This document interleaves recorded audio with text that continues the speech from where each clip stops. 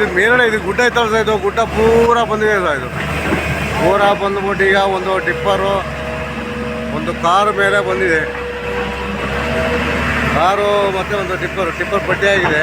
ಒಂದು ಗ್ಯಾಸ್ ಗಾಡಿನ ದೂಕಿದೆ ಸೈಡಿಗೆ. ಈಗ ಹಿಟಾಚಿ ವರ್ಕ್ ಮಾಡ್ತಾ ಇದೆ ಸರ್.